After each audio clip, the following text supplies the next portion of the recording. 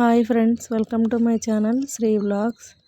Please subscribe to my channel friends. ఈరోజు మనం చేసుకునే రెసిపీ వచ్చేసి ఉల్లిపాయ టమాటా మెత్తళ్ళు.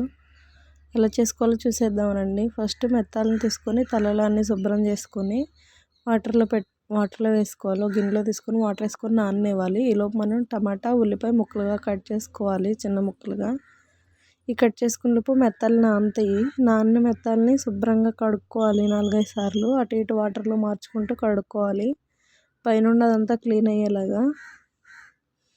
అలా క్లీన్ చేసుకున్న మెత్తల్ని ఒక కడాయిలో తీసుకొని దానిలో మనం ముందు కట్ చేసి పెట్టుకున్నటువంటి ఉల్లిపాయ, టమాటా, మిర్చి, కరివేపాకు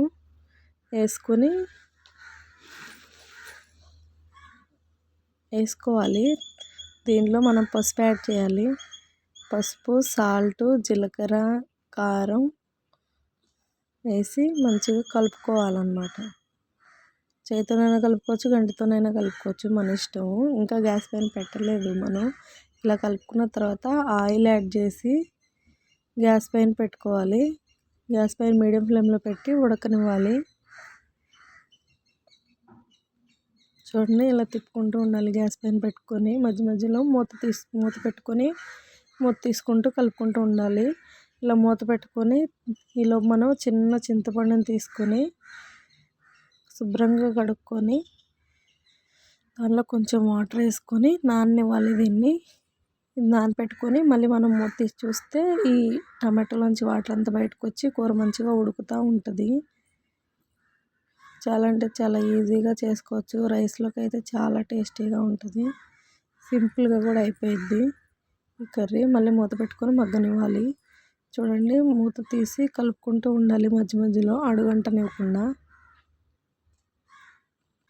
కలుపుకుంటూ ఉండాలి. మధ్య మధ్యలో మూత తీసుకొని చూడండి, వాటర్ అంతా దీనిలో దినికిపోయింది. ఇప్పుడు మనం చింతపండు నానబెట్టుకున్నాం కదా, దానిలో జ్యూస్ తీసేసి వాటర్ అంతా తీసేసి పులుపు దీనిలో యాడ్ చేసుకోవాలి.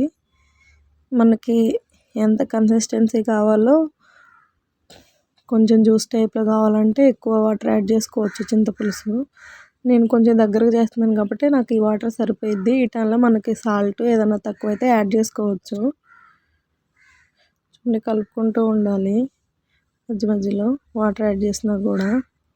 నేను తక్కువ వాటర్ వేసింది కాబట్టి అడుగంటిది కాబట్టి మధ్య మధ్యలో తీసి కలుపుకుంటూ ఉండాలి. చూడండి, కూర మొత్తం దగ్గరికి ఉడికిపోయి ఇలాగుంది. ఇంకా దీన్ని సర్వ్ చేసుకోవడమే. రైస్లోకి అయితే చాలా అంటే చాలా టేస్టీగా ఉంటుంది. రోటీలోకి బాగానే ఉంటుంది. మీకు కనుక నా రెసిపీ నచ్చితే ట్రై చేయండి. Please like and subscribe to my channel friends.